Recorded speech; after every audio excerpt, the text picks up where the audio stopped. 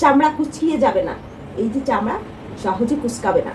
তাই অবশ্যই রুটি খেতে হবে বেশি ভালো থাকার জন্য।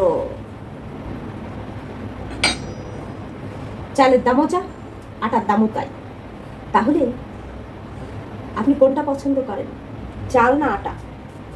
আমি বলবো আটা পছন্দ করবেন, কারণ এই রুটি খেলে আপনার ত্বক অনেক ভালো থাকবে, আপনিও সুস্থ থাকবেন। আর দেখা যাচ্ছে আপনার নিজেকে একটু ট্রাই করে দেখেন, রুটি খেলে নিজেকে অনেকটা হালকা লাগে, কিন্তু ভাত খেলে কেমন ভারী ভারী লাগে। আর এই রুটি খেলে আপনি বুড়া হবেন না, তাই এই যৌবন ধরে রাখতে অবশ্যই রুটি খাবেন, বুঝলেন? যৌবন ধরে রাখতে অবশ্যই রুটি খাবেন, ভাত নয়। বুঝতে পারিছেন? এগুলো আমার কথা না।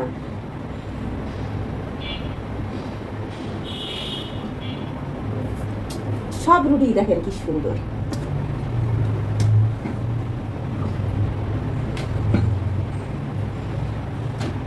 আমার কথা না, এগুলো বলতো আমার ম্যাডাম। উনি রুটি খুব পছন্দ করতেন, তাই বলতো সবসময় রুটি খাওয়ার চেষ্টা করবে, কারণ এই রুটি খেলে আপনি সহজে বুড়া হবেন না, সুস্থ থাকার জন্য। বানাতে কষ্ট, কিন্তু খেতে হবে।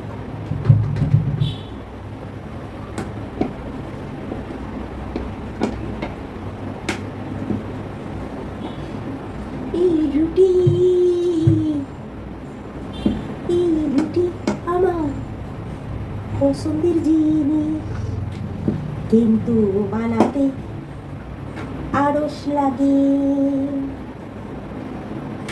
এই রুটি আমার পছন্দের জিনিস, খাবার, তবে বানাতে আড়স লাগে, তবে বানাতে আড়স লাগে।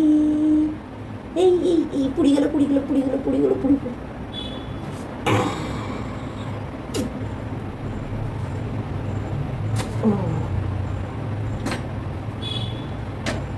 এই রুটি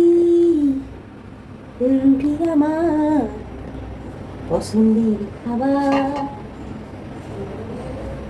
তবে বানানো অনেক কষ্ট। এই গরমে রুটি বানাতে গিয়ে বিরক্ত লাগে, তারপরেও রুটি খেতে হবে।